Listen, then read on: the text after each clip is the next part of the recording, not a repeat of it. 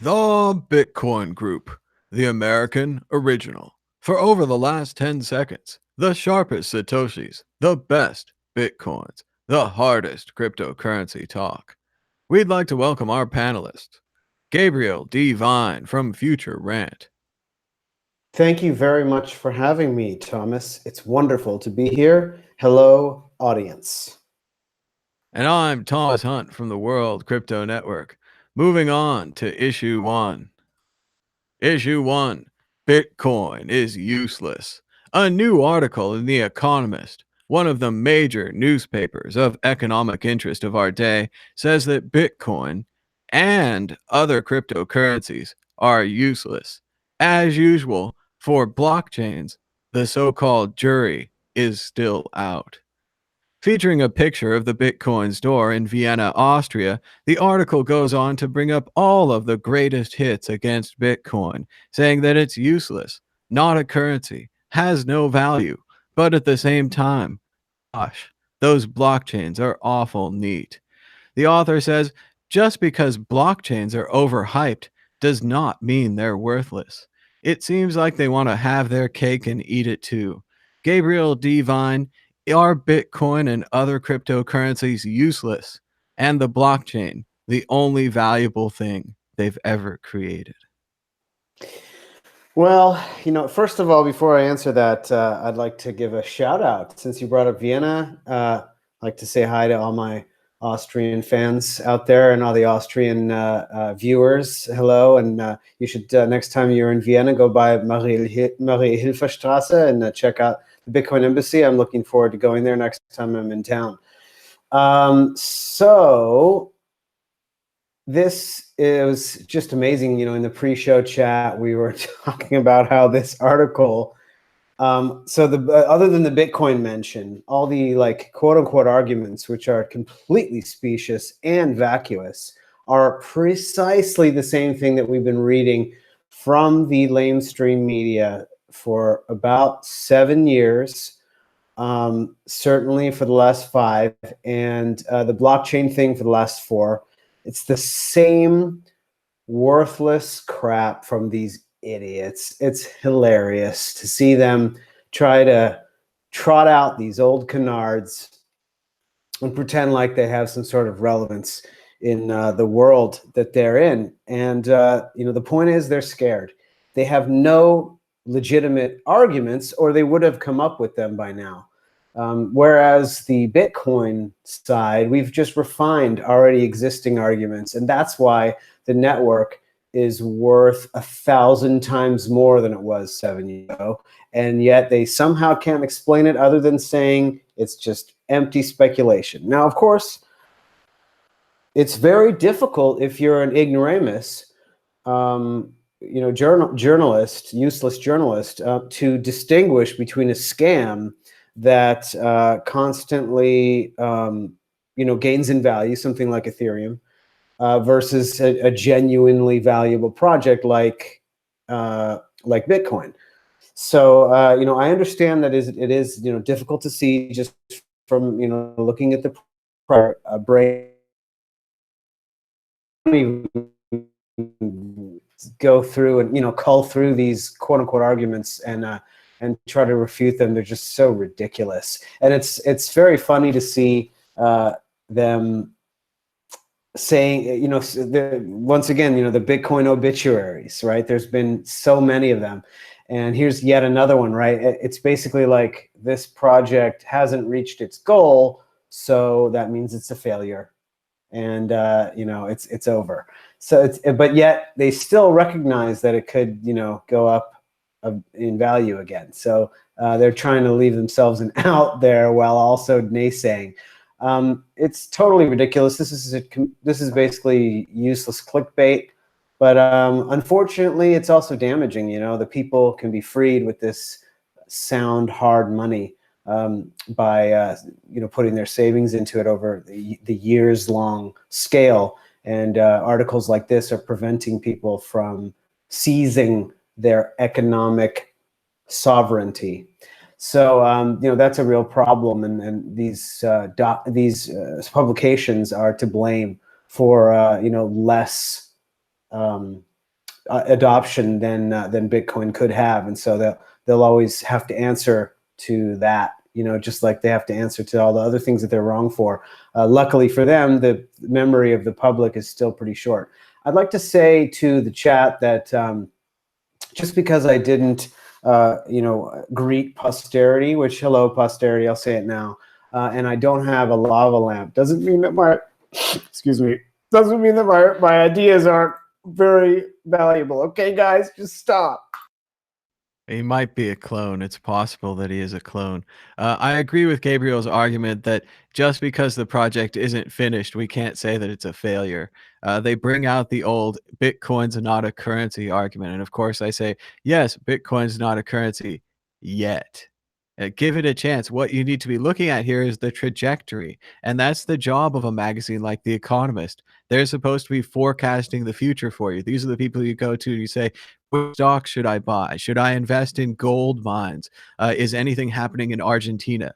That's what I want to read about in The Economist.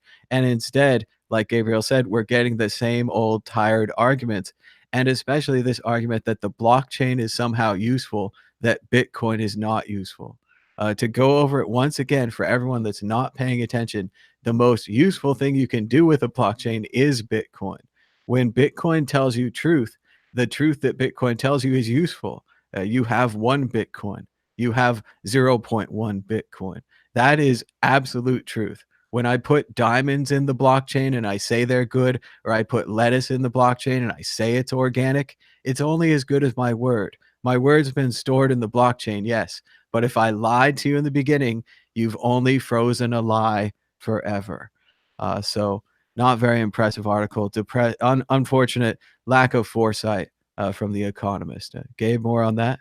Yeah, I just want to make a quick side note, and that is I really enjoy the distinction between money and currency that was laid out by a guy who's into precious metals, and he's very confused about digital technology. I don't think he's very knowledgeable or informed about crypto monies, but I'm trying to remember his name, Mike Maloney. And I really love his precious metals commentary, even though I think it's totally out of date, and none of the metals will actually survive this transition into the digital age as money, but they could be very valuable commodities and will certainly hold their value better than worthless government scrip. But in any case, he has a good grasp of monetary theory in general, like a lot of metalists. And one of the distinctions that he makes that I find so useful is once again between money and currency.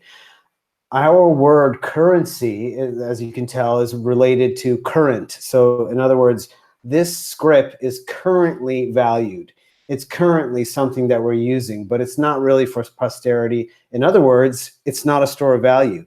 In Spanish, they call it efectivo, which gives it the feeling of a medium of exchange, right? It's effective for now as this sort of vehicle, but it's not really money. It's not dinero, actually. So, and in German, it's the same thing, Währung versus Geld. Geld is very similar to Gold. You know, it's like a gold. It's actually money. And Währung is something that you are, you know, sort of sending back and forth or giving back and forth. And it's this sort of this exchange thing, but it's not really something you want to hold. And that idea of currency being something that's issued by an authority and money being something that's chosen by the market is a really important distinction that is so valid for exactly articles like this, because oh, thanks, Spartacus. He says my pronunciation's good. And thank you, Molotov Cocktail, for your super chat. Appreciate that. Let us know if you have a specific question. Hola. So it's a great distinction, especially for articles like this, because this author obviously knows nothing at all about money, which is not surprising since the West and most of the world hasn't had any money for a century. And Yeah. so basically you got to go back to like our great grandparents to find a generation, or maybe more. My great grandparents were younger people, great, to find anybody that actually knew what money was. And that's why in the Great Depression, people were still saving and stuff, even though it didn't do any good, because there wasn't money anymore. Well, and afterwards, they just saved everything. They saved every piece of metal they could get their hands on. They had a complete saving mentality because they knew what it meant when people say winter is coming. Certainly. But I agree with you that currency is that which is moving, it's flowing, it's from the current. And don't you think that there's a chance now that maybe Bitcoin has both of these? Maybe the Lightning Network is the currency, the flowing part of Bitcoin, and that actual Bitcoin would be the gelt or the gold, the heavy money that you keep at home and that central banks use and large people use. You use it when you buy a house or a Lambo. What do you think about that idea? And why do you think the author doesn't mention that at all? Why doesn't an author of the Economist piece have a better, a more nuanced understanding of Bitcoin at this state of the game? I'll answer the second question first. I believe that, I'm the resident conspiracy theorist. So my viewpoint on This is the Economist, right? I mean, we really are like, I would read The Economist. If you're in an airport right now, pick up The Economist. It's like a little encyclopedia in a book. Like it's usually great articles, smart people. And conspiracies all aside, this is a business article for business people, for the business magazine. Like, it's usually good.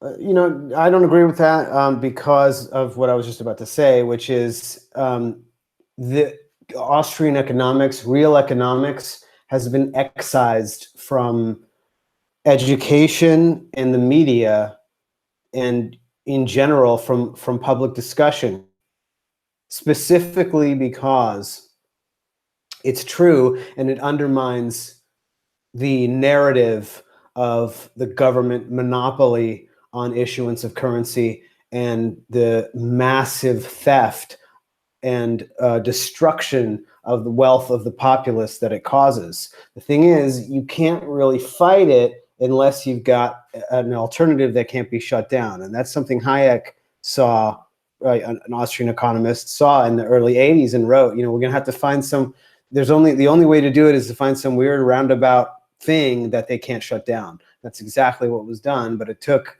25 years.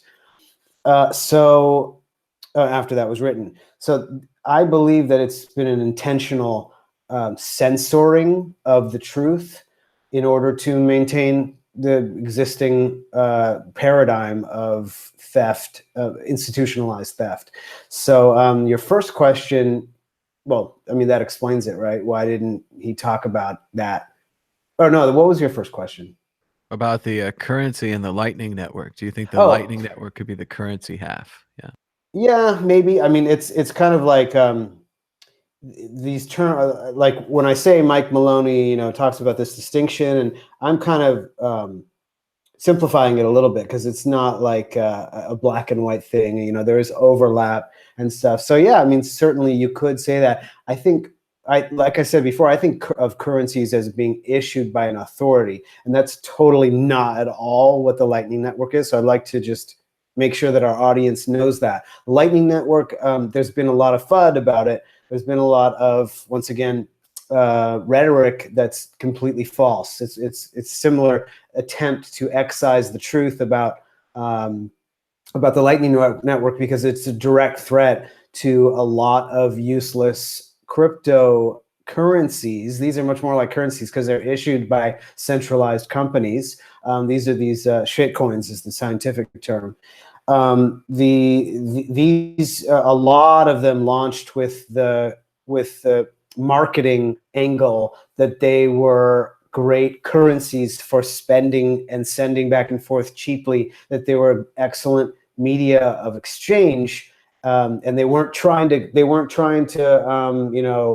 cut into Bitcoin's store of value use case, but that they're better media of exchange. But actually, they're just completely useless, and that's something Bitcoiners have been saying for a long time. And the Lightning Network proves that. It's not IOUs. It has nothing to do with debt, and it is slightly less secure than sending Bitcoin on the blockchain.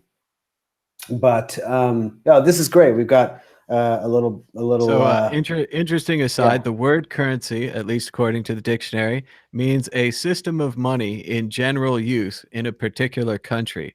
So, like you said, it does have a country type origin to it. It also means money, legal tender, cash, banknotes, bills, notes, coins, coinage, specie. I thought specie was different, but it's not. Foreign currency. And what I like too is there's a second definition, the fact or quality of being generally accepted or in use, such as the term gained currency during the second half of the 20th century. So what's interesting is my definition is more kind of a combination of these two.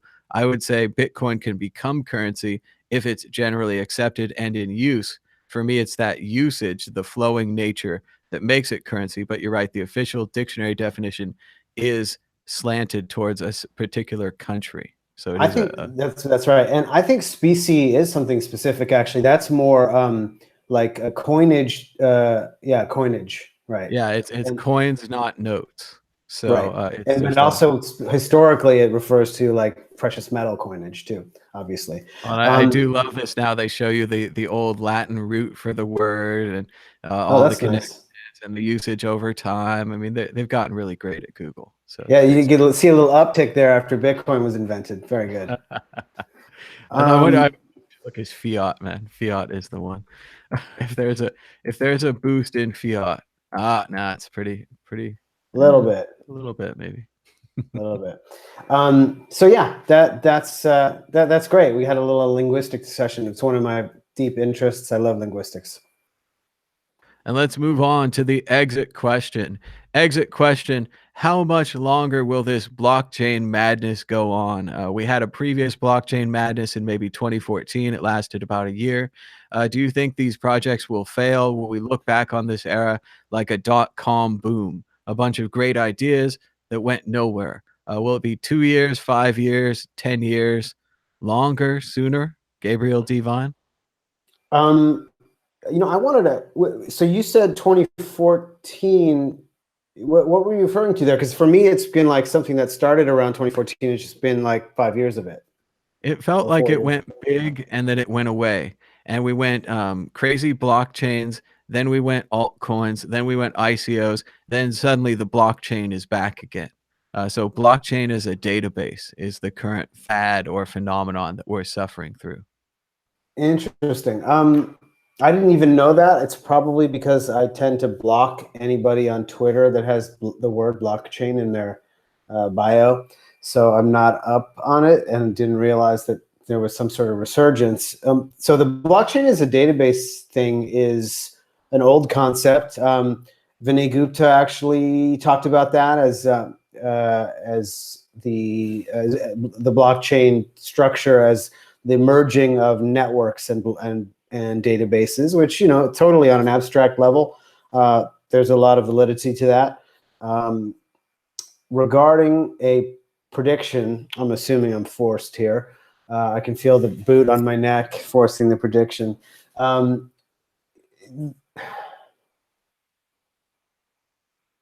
Okay, so as we've been saying for 4 years,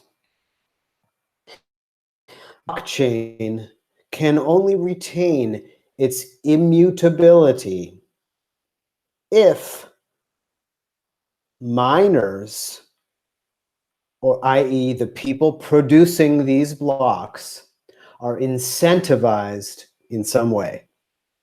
The way that Bitcoin incentivizes the block producers, choosers, the block creators, which is miners in Bitcoin, is by rewarding them with the block reward, which consists of the block subsidy, which is the monetary inflation rate of Bitcoin, and Bitcoin fees.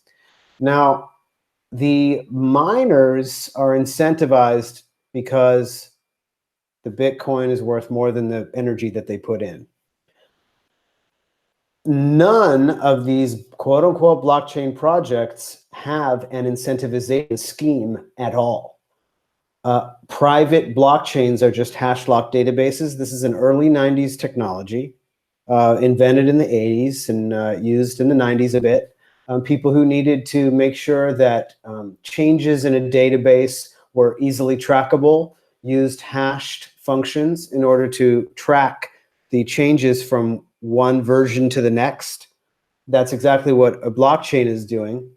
But in the case of a centralized database, that just provides you like a little bit of a more of a layer of security. It's not something like Bitcoin where it is practically impossible. When I say practically, I mean literally it's mathematically possible, but in the real world, you would need so much energy, you would never be able to actually change the transaction history. Therefore, we can make a money out of it because the history is completely solid. It's something everybody can agree upon, and no group or cabal can easily change it. Even a 51% attack can't change the history of Bitcoin. It's too easy to catch. It'll just disrupt things for a little while, but you can just catch up. You can come back in. It's extremely difficult, and it's, you know, only happened very much on the edges with tiny, like technical edge cases and bugs and stuff. The audience is growing, but no one hears a year. Will there be a prediction? So in any case, basically, here's my prediction. Blockchains, private blockchains, or even alternative blockchains are going to be like a thing that people try and that suckers fall for a lot of years still. None of them will get even close to as big as Bitcoin. They'll all be way less than 1%. So they're going to be like, you know, these experiments, and, you know, people will kind of use them occasionally for little, what do they call them? Federated security systems and stuff, but those are very limited use cases. So there might be like a few little use cases that really nobody at all cares about that saves the participants, you know, a few percent a year. Other cryptographic systems can definitely be invented someday. I'm not saying that that's impossible, but the blockchain specifically, no. The answer is 5 more years. 5 more years we'll have to suffer through this blockchain nonsense until Bitcoin ascends and becomes very popular. And everyone will say, I get all kinds of benefits from the Bitcoin blockchain. What do we get from running this corporate in-house blockchain? And someone will come along and they'll say, I can sell you a database that's more efficient than your blockchain, and you could use less servers, so your bank would save money every year, and everyone's going to turn off all of their blockchain projects, and all of these engineers are going to have to work for a living or figure out how to program on Bitcoin in the real market. Your little itty bitty markets just weren't going to last. Moving on to issue 2, Bitmain losing money. Bitmain announced an IPO a few weeks ago, and we got the first taste inside their books. Bitmain sold more than 50,000 Bitcoin in order to buy 1 million Bitcoin cash. According to BitMex research, the company lost $328 million buying Bitcoin cash. They've also had trouble with their new chips, while competitors are releasing 10 nanometer chips, smaller and faster than anything that Bitmain can produce. Bitmain has had several failures in their new chips and has not deployed a new chip since 2016. They also failed to release their IPO data from the second quarter of this year, instead looking to hide the losses from Bitcoin Cash and their failure to compete. The IPO is now partially in question. I'll ask myself, will the Bitmain IPO succeed?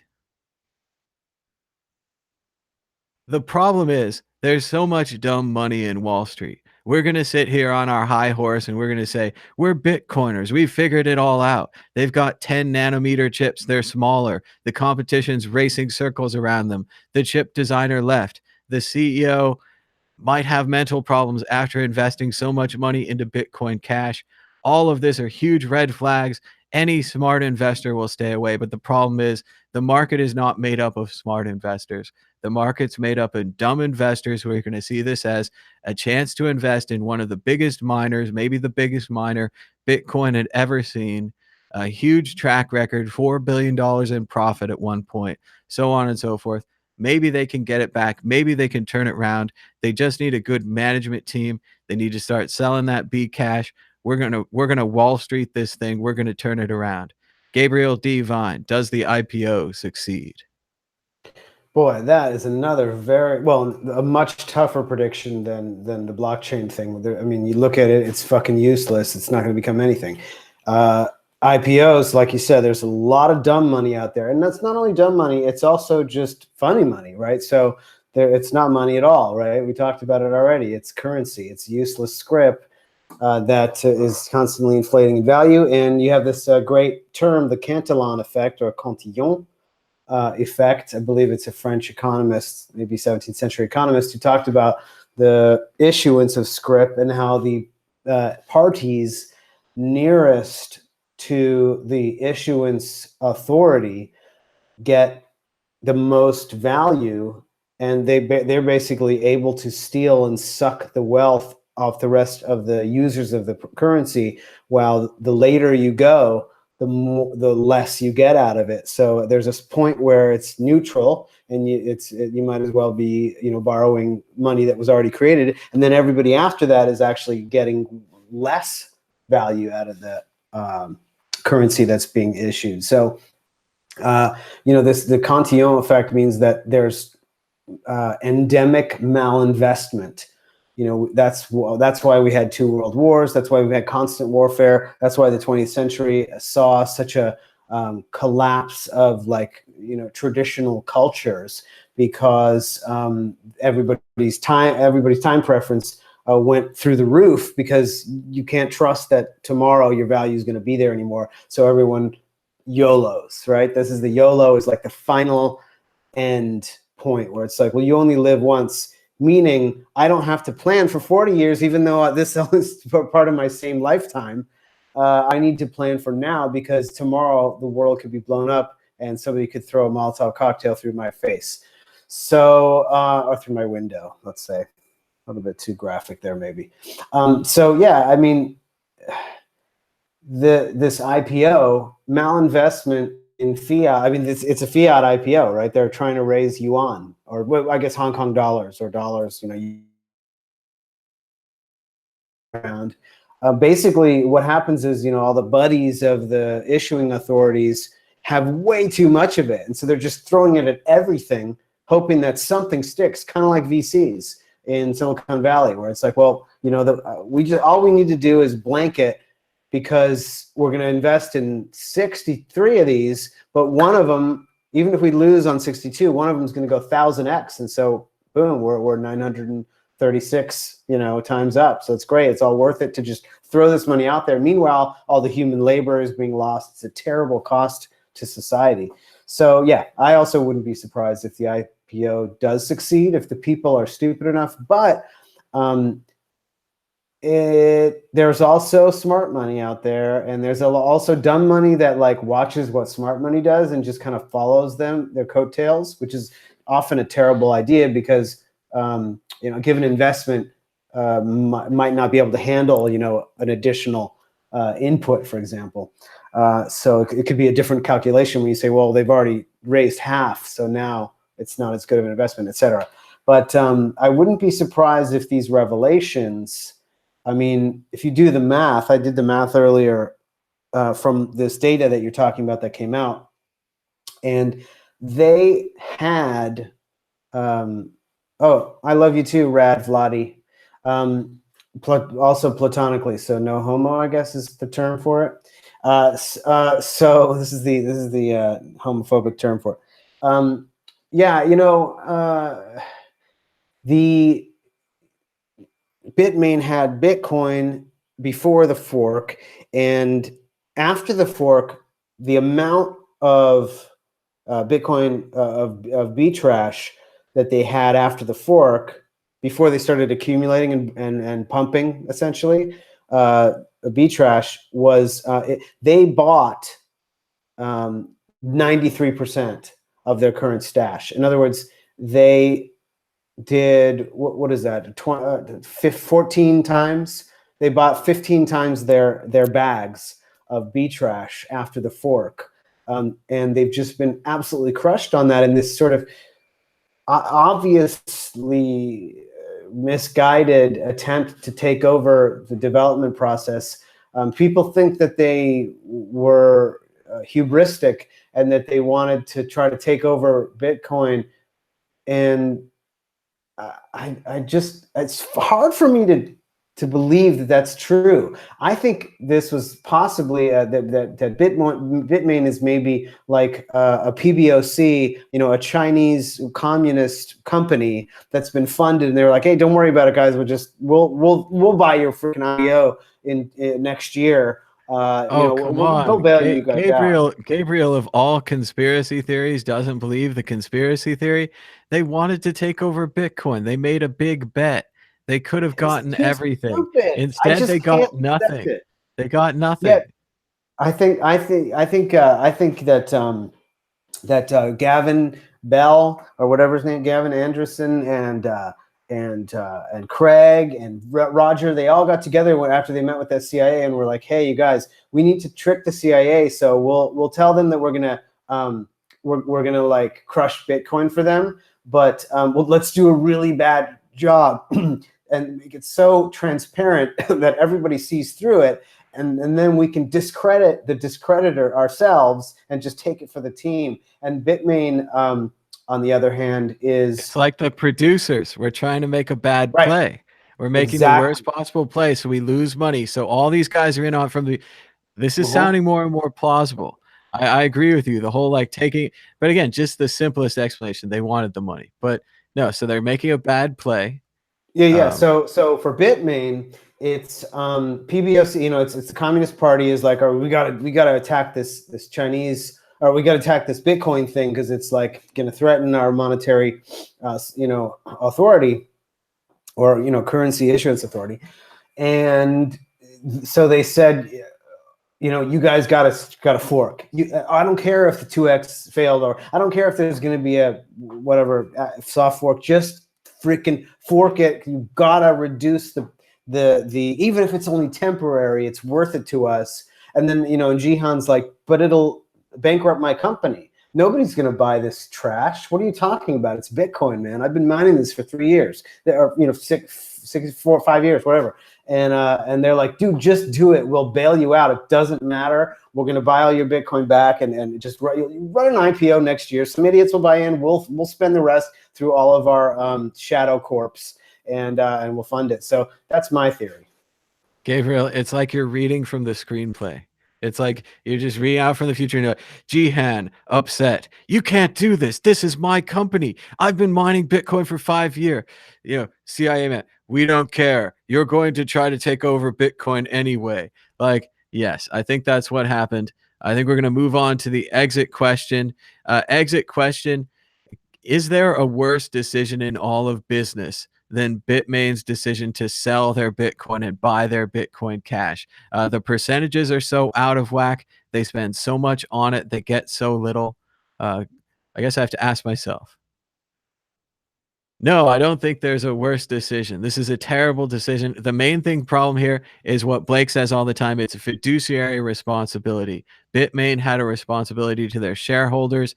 The easy decision, even if you're running the fork, let's say all of this is true. They're running the fork. They know they're going to do it. All this, they need to support their own project. It's so safe to go 50-50. They could have held all their Bitcoin, held all of their Bcash, and just seen which way the wind went. This way, you're not betting it all on your own project. But what they did is they said, it's all or nothing. We're going to win. We're going to be the winners, or we're going to lose. Now we're looking at the lose situation. I do think they're going to get the IPO. But Gabriel Devine, what do you think? Is there a worse business decision? Quality of this decision?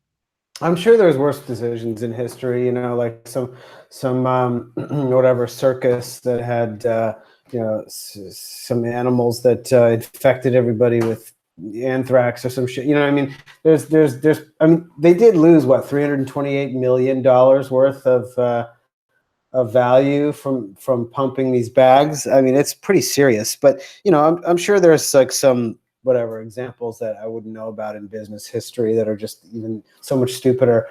But regarding You what you could buy said, Manhattan for a handful of beads. That's a good deal. right? Yeah, that was, you know, well, that you know, that's actually very relevant because, you know, they talk about Saifedean, you know, and Michael Goldstein always talk about the why gold became the worldwide monetary standard in the 1870s, and like the countries that were hawking silver, like that had the big silver mines, Mexico, China, they got crushed when gold took over, because money tends toward monopoly. Real money, sound money, tends toward monopoly. I think I'm going to take issue with what you said there. The whole plan of the Communist Party with this shit fork was it depended on the capital reserves that Bitmain had at the ready in order to pump the bags. If they hadn't have been there, Roger isn't that big enough of a whale to have given this illusion of value to these useless whatever B-trash tokens. So that was not like a choice. It was either we're going to do this thing and we're going to put all our eggs in the basket and put our money where our mouth is. You got to respect that. At least they went out on a limb to that extent. But I mean, I don't respect the project, which is, like you said, a failed takeover. And we say all the time we never get anything out of Bitmain, and I certainly couldn't invest early and all these kind of things. It turned out if you sold your Bcash, no matter when you sold it, Bitmain bought it from you. So you got a little Bitmain dividend there. You got like a little free laptops worth, or some people got cars, some people got airplanes or houses or whatever. But you got a little dividend from Bitmain there. So. Thank you, Bitmain. I really appreciate that. I think it was over like $30. It's unbelievable. It's a good deal. All you had to do is split off your Bcash and you could claim your Bitmain dividend. Before the IPO, you're an early investor. You're an early adopter. Yeah. Did you know the World Crypto Network has its own audio podcast on iTunes? That's right. You can search for it and subscribe for free on iTunes. And we've got 53 ratings. Thanks so much to everybody for rating the World Crypto Network on iTunes and for listening to the podcasts. We'll be a podcast soon. Moving on to issue 3. A fight is breaking out over Bcash, and it just might split the code. Bitcoin Cash developers are at each other's throats. It looks like Jihan and maybe Roger Ver sticking behind are splitting off against Craig Wright. Craig Wright believes that Bitcoin SV, or Bitcoin Satoshi's vision, is going to have a block parameter size of 128 megabytes, whereas the current Bcash blocks are only 32 megs. I think the Bitcoin blocks are still 2 megs, something like that. But Bitcoin SV is now digging at Bitcoin ABC developers, which is another name for Bitcoin Cash. It's all about fake Satoshi, as Vitalik Buterin called him a fraud, calling out against Bitcoin SV, presumably supporting Bitcoin Cash original.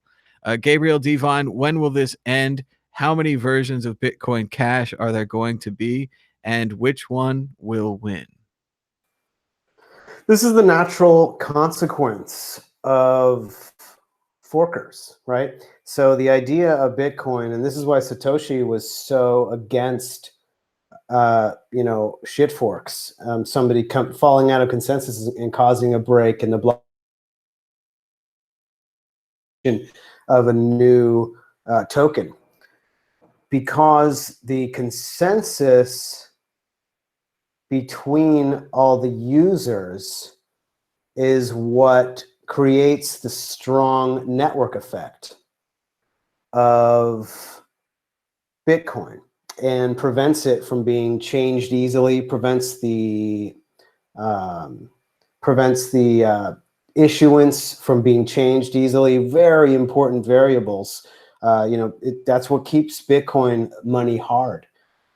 So when you leave consensus, when you specifically say to the user base, hi, I don't agree with you, and so I'm going to go off and do my own thing. The thing is, I can't compromise and add the things I want. I just want to do. And so what that does and what it did here, and this was something that has been said for years, since 2009, right in the beginning. And it's been great to see it actually play out in reality. And this is the natural consequence that we've all said exactly would happen, which is all of the people that had trouble coming to consensus and going through the process of Bitcoin core development, which is basically you make proposals, you talk, you use the mailing list, you discuss changes for a long time, anything that could possibly break things, you discuss them for a long time, you develop them early. Those people that can't follow that process of free and figuring out what works best, they all this clown car at the fork. All of the people that couldn't come to consensus with the rest of the group were stuck on the other side of this, lost a lot of value unless they really were very clever with their trading and were just, I mean, like Roger, you know, he didn't do a bit, you know, he still kept a lot of his Bitcoin. So, you know, he's trying to hedge his bets while slinging mud at Bitcoin. So all these people that have trouble finding consensus and playing nice with the rest of the toddlers in class, they were all together, and we said specifically, how many hard forks are you guys going to have? Well, they have hard forked, but they weren't contentious yet until now. Finally, a year later, there's the divisions, and the you know, the true nature of these people is coming out, where they can't come to consensus, so they're just going to splinter further. And this is the weakness. The less of the hash power your chain commands, the less secure it is. Even now, Bcash could be 51% attacked pretty easily. Nobody cares because they don't see it as a threat, but it could easily happen. If it, you know, when it forks again, it's going to be that much easier. And you know, all these shitcoins out there are getting attacked too. I mean, there's been a number of 51% attacks in the last couple of years on these low hash rate chains. So, you know, this is the natural consequence that we all predicted. It's not a surprise. I agree, Gabriel. It is like a clown car. And we got to the first fork in the road and we turned right and they just went off the cliff and they're gone. They just kept driving. And I'm surprised to say it's the best thing that ever could have happened to Bitcoin. Like you're saying, these were the difficult to get along with people. These are the people that wouldn't look at the other side and they wouldn't think about cooperation and empathy, what it's like to be in the other person's shoes. They lacked all that. They went straight on their own. And now they've got the same problem that they've all had, is that they're gone and their project is failing because you can't trust a bunch of thieves. They went out and made compacts and deals with a bunch of people who aren't capable of making compacts and deals. If there's one constant about this fake Satoshi, Craig Wright, allegedly Satoshi, it seems to be deception. You keep coming back to him. It's like one of those logic puzzles. You have a person that always lies. Why do you keep trusting this person who always lies? Every time you go back to them, they lie. And that's what we're seeing here. They are the breakers of consensus. They are oath breakers. They are splitters. And this happens in all kinds of other groups. It happened in Bitcoin. It seems like really fast. Seems like just yesterday we were saying, don't split off, don't fork off, don't do this. And Roger is waving his banner right over the side. Jihan, maybe the worst businessman in history, selling 50,000 Bitcoin. I don't know if we talked enough about that, but that's a world-changing amount of Bitcoin. Like, there was a point in the 90s where people were looking at Apple and they're like, yeah, Apple made all these clones and they're not a very good computer company, but that brand, the Apple brand, you slap that on a soda, people will buy that. It doesn't matter that, you know, Steve Jobs isn't in charge and it's not a computer company. You're selling apple juice. Apple brand on a soda will sell. And that's the thing, is that these brands can continue, but when they get split off and they crumble apart, there's nothing there. So I think they made a mistake by splitting, and we're not going to see the end of that. But exit question, will they split off? Will there be a Bitcoin Cash, Satoshi's vision? Is this it?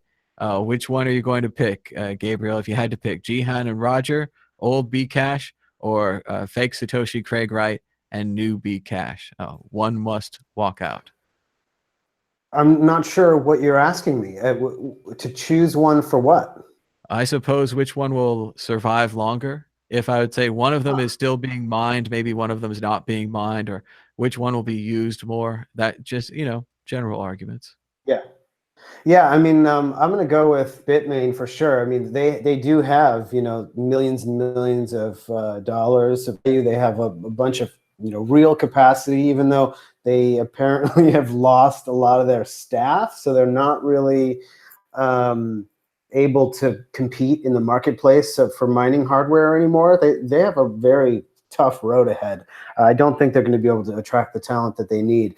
But Craig Wright, on the other hand, is just pure vapor. He's just 100% hot air. So he doesn't have anything. He's just got lies. So I think that the Bitmain, that chart going down, they're going to go like that. But I think maybe the fake Satoshi one will go even steeper down. The chat seems to be all about none of the above. They think none of the Bcash clones will survive. They seem to think that SV is the funniest one. So I think they're rooting for it like a comic failure. We expect to see the worst fail out of that 128 meg block. And the only thing they could top is maybe if they do a 256 meg block next. Just keep cranking it up. They're completely empty, but we need more space. We need Liebestrom. We need breathing room. But let's move on to issue 4. Hydroelectric dam in New York to be restored to a crypto mining operation. That's right. Maybe Bitcoin isn't so bad for the environment after all. This hydroelectric dam was worthless because it would need thousands of dollars in battery technology to store the power created by the free and abundant falling water. Instead, they're going to store that power in Bitcoin, which is just like money, but also like energy and electricity. In this way, the falling water can be properly utilized, and many places where previously it was too expensive to build a dam or too difficult to expensive battery technology, you can now just install cryptocurrency miners and mine that power, whether it be windmills, falling water, or even solar. Gabriel Devine, is Bitcoin so bad for the environment after all? Bitcoin's good for the environment because it's the first dependable energy store that it's basically, well, it's not a literal energy storage technology like a battery, right? But it can be used to capture the value by contributing to the hardness and the security of Bitcoin. You're able to leverage your access to electrical power. So it's a fantastic tool because this can be done anywhere that you've got an internet connection and an inexpensive power source. And it's just an amazing totally new way to leverage power that the naysayers are like looking at the energy industry from this extremely simplistic perspective that wasn't even really correct anyways, because it's looking in aggregate. There's all these FUD articles that are full of lies about how the world's energy production, and they're straight up lying about how much power Bitcoin's using. It's like 0.033% or something, or 0.0033%. They never include an estimate of how much power the banks use. They're always like, Right, Bitcoin they're not uses as much power as Ireland. And you're like, that's great. The banks use as much power as Germany. I mean, a huge company. It's they never include a comparison. Yeah, so there's all sorts of issues with it. But even so, on a less just straight up fraud and lie level, they also don't understand this amazing paradigm shift where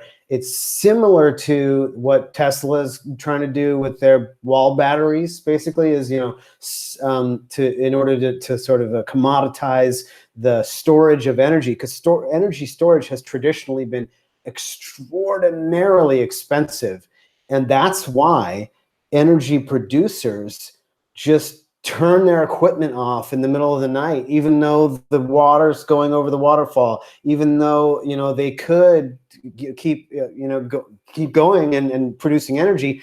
There's no way to conveniently, there wasn't a way to conveniently store it until Bitcoin. It's It's not just like excess capacity, right? They just burn that energy off. They have yeah, the machinery there. They have the water there. The dam was built 100 years ago. Excess capacity, just waste that energy. yeah, It's insane. wasted. They just ground it and it just goes back into the earth or whatever they do with it. And it's just gone. And that was just part of the energy equation. If you were a private company that wanted to build, a solar farm, wind farm, coal power plant, what it is, hydroelectric, geothermal, tidal, that's just a loss leader, or not a loss leader, but that's just a negative part of your balance sheet that you're going to have to deal with. It's wasted power that's there that you can't sell.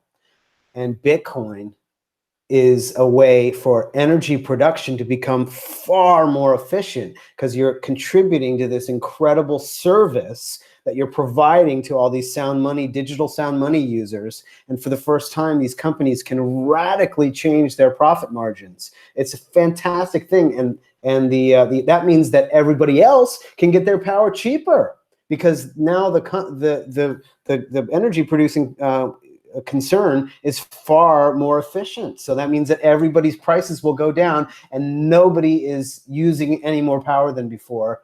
They're using the power rather than wasting it. They're not producing any more power than before. I want to follow up on something Gabriel said here. He talked about what Tesla is doing, and what I think Bitcoin provides here is that it's cheaper than a smart grid. We still need to build out a smart power grid where you can send power two directions and you can get paid for that power. But right now, by placing Bitcoin miners at the hydro plants, at the windmills, we can convert that power into Bitcoin and send it through the normal internet. You don't need an advanced smart grid to send Bitcoin. In this way, Bitcoin is like the Prius. It's a hybrid solution. It's part gas, it's part electric. It gets us through the point where later we'll have a good smart grid. We'll be able to utilize this energy in a more efficient manner. And we might even be able to build a few extra turbines with the money that we're making in Bitcoin in the meantime. Whereas right now, they're just wasting that energy. They're not even putting on a light show or anything. They're just turning the machines off or running the cranks for no reason. So Bitcoin is good for the environment. Moving on to the exit question. When will they stop saying that Bitcoin is bad for the environment? How many more of these? It uses as much energy as Ireland stories do we have to go through? Or is this just a permanent complaint? Gabriel Devine. I think it's going to take a long time. I've been talking about 2023 as like a bit of I don't know if I want to call it an inflection point, but a bit of a mass market breakout, or like a rival point where there's, swaths of the population and economic cycles happening all in Bitcoin, where there's, what do you want to call it? What do they call those? It's the economic, Stochastic the delivery. cycle? I don't know. No, it's like a Stochastic delivery. theory? What's that? I got It's stochastic. That's all I got. I don't No, even know what that stochastic is randomness. No, it's like this. It's these these cycles where you all the value accrues to Bitcoin, because the goods are sold in Bitcoin, and then the producers are paying their workers in Bitcoin, and then the good. So it's like it becomes a virtuous cycle. So I think that's going to start happening in the 20s, but this the flailing, dying empires are still going to be fighting Bitcoin, and this is a relatively, what we just talked about, where energy needs to be considered on a local level, and all this efficiency stuff is just not widely known. So I think it's going to take a lot of years, and I think it's going to be when most people are using Bitcoin then that's when people will start to understand this a bit better. It's just because it's part of everyday life, and everyone will just understand that. I agree. I was going to first say that this is going to go on forever, but then while we were talking about it, I started to think about it, and I think there's a graph out there, and that you could say that people are going to complain about Bitcoin energy usage until the point that Bitcoin is useful in people's lives, and that once it goes over the point, people say, "Oh, it's worth it to spend as much energy as Ireland to run Bitcoin because I use that every day and it's really valuable." Then they're going to start to get it. Then they're going to stop using this disadvantage that Bitcoin takes too much energy. We do have a definition update. Stochastic does mean randomly determined, part of the stochastic process. And I think you got it there, Gabriel. It was a virtuous circle, also partial of a vicious circle, the comparison of the two. And it's a complex chain of events that reinforce themselves through a feedback loop. So a virtuous circle has favorable results, while a vicious circle has detrimental ones. So we are in a and you can see virtuous there circle. a well-known example of a vicious circle in economics is hyperinflation, and a lesser-known example of a virtuous circle in economics is sound money, economic cycles, and hyper Bitcoinization in this case. We also have a special bonus issue, issue 5, bullish sign. Bitcoin Reddit traffic rises for the first time since 2017. And just a very simple issue. The traffic's going up. We did see Google search go down. That's always rough for shows like this. So be sure to give us a thumbs up and a share.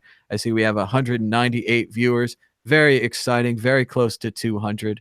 But I guess I'll go to myself first on this one. Do I think it's a bullish sign? Of course, I think it's a bullish sign. It's always good when more people are searching for Bitcoin. It doesn't hurt when the price goes up a little bit. That always makes people feel good, makes people search more, feeds into that FOMO. A lot of the people we have in a Bitcoin now are just speculators. They don't care very much about Schnorr signatures or confidential transactions or what the heck a SegWit is or was. They just want Bitcoin to buy at this price and sell at that price.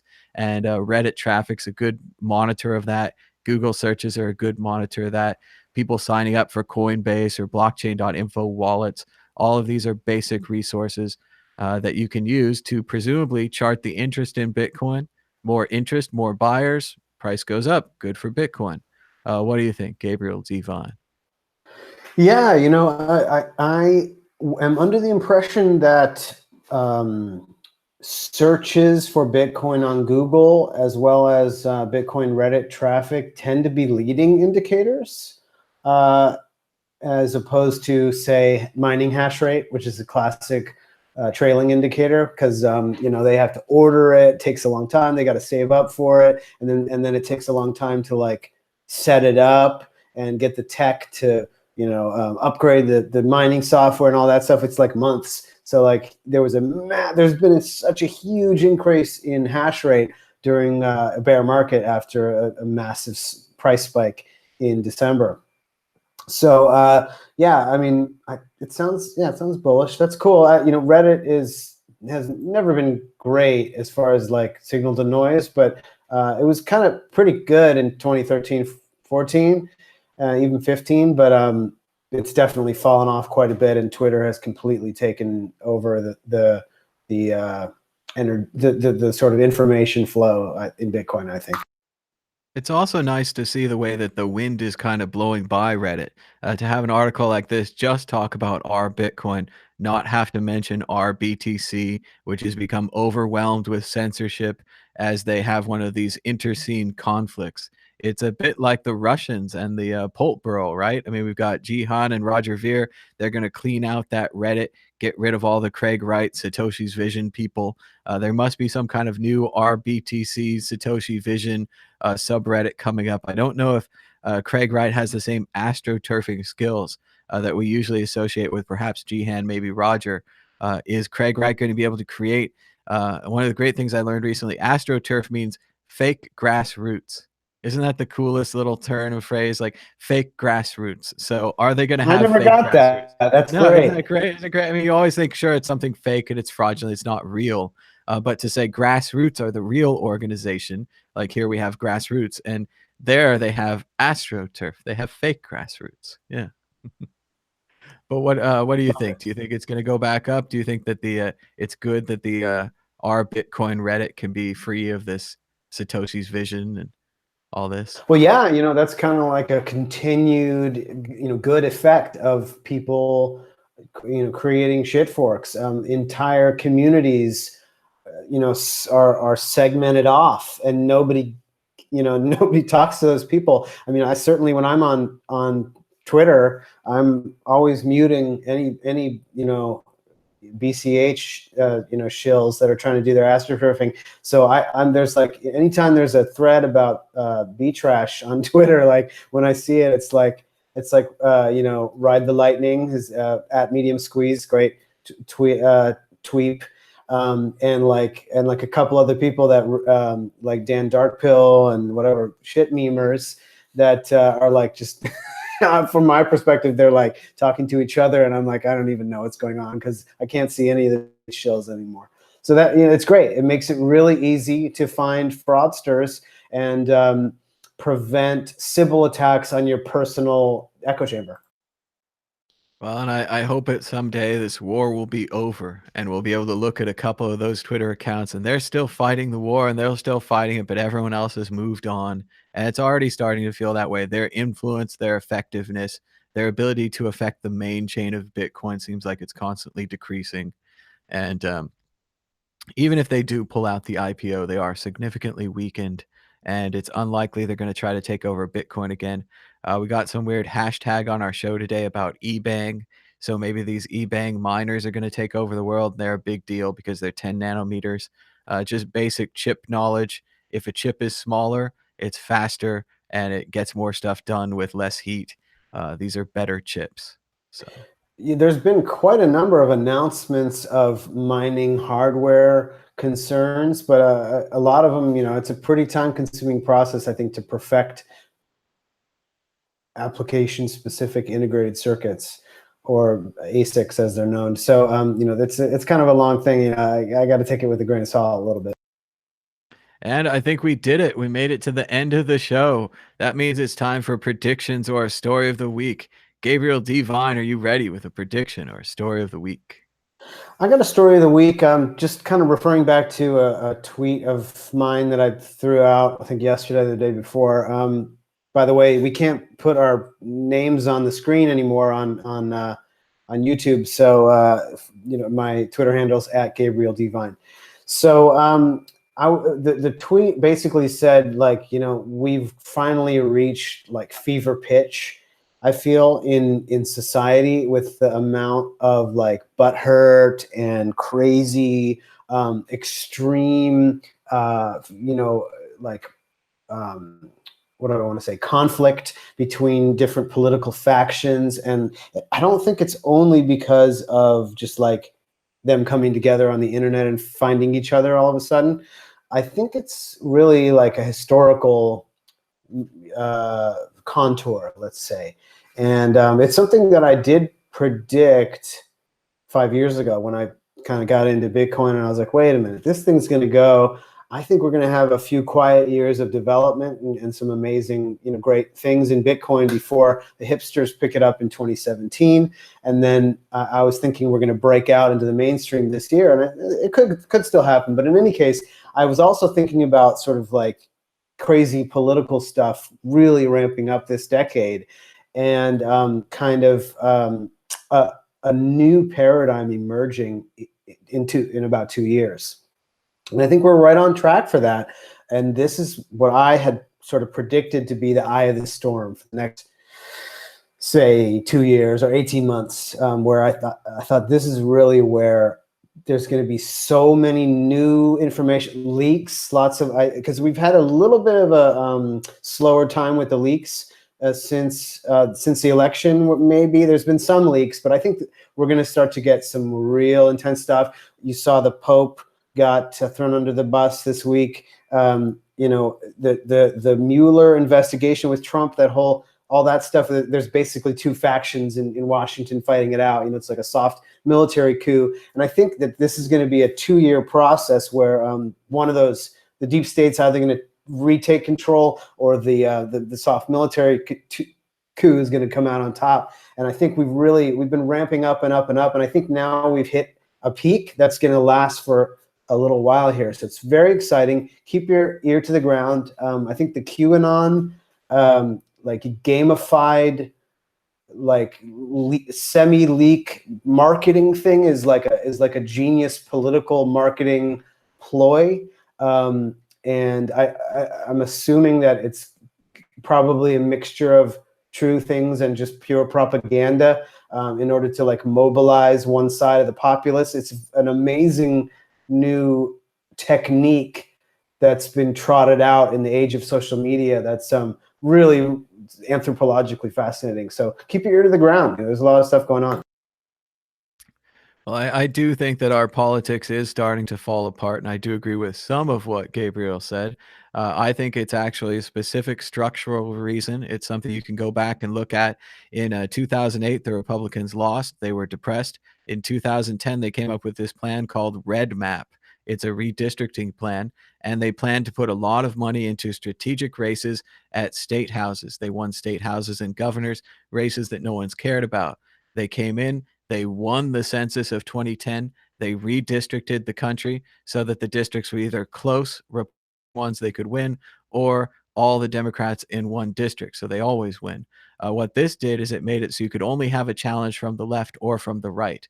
So while it did maintain a Republican majority, despite the Obama presidency, it created a more violent political landscape where compromise is seen as weakness. And if anyone comes together, they are weak and they can get a challenge from the left or a challenge from the right. So I think this red map cannot be understated. Even if you're on the right wing side, you have to look at what they actually did with these lines, and the way that they were willing to win. Like they wanted to win, and they won. But now I think there's been unintended consequences from their victory. Gabriel, more Right, on this. because the gerrymandering doesn't affect primaries, right? So they had an outsider candidate that wasn't part of the Republican establishment in this whole plan come and just jump in right at the top, and that's the danger with hierarchies, right? Where if you set up, you have your guy in office, and you're like, oh, cool, there's more executive order, so now my guy that's my chieftain is more powerful. This is fantastic. Well, the next chieftain could come along whom you disagree with, and he just inherited all those powers of the office. And in a lot of ways, you're describing Trump there. Trump's not really part of the Republican Party. He was previously a Democrat, so on and so forth.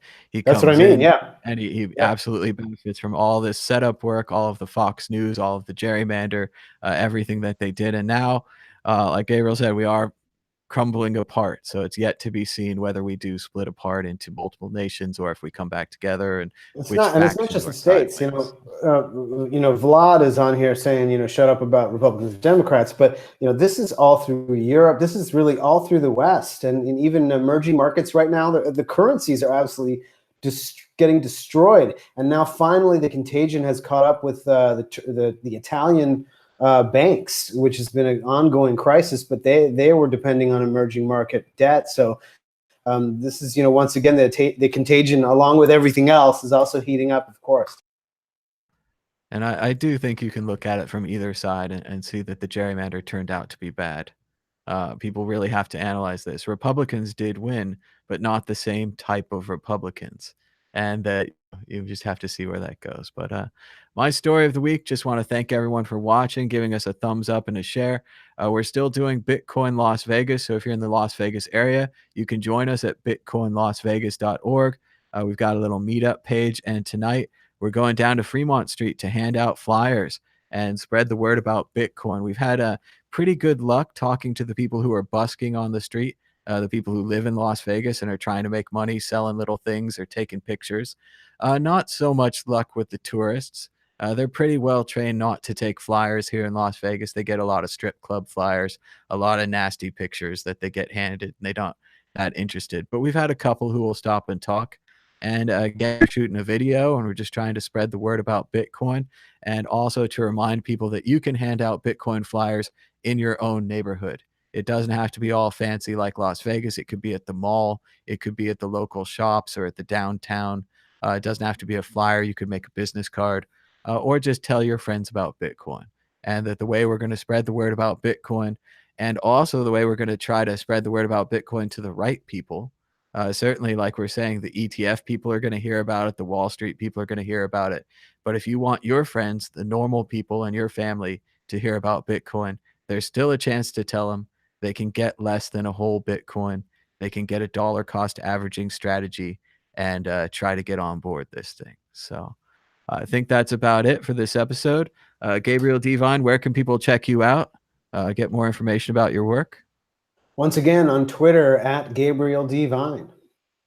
All right. And you can support the World Crypto Network by donating Bitcoin or any of the crazy altcoins accepted by Trezor to the QR codes on your screen right now. Until next time, bye-bye. Bye.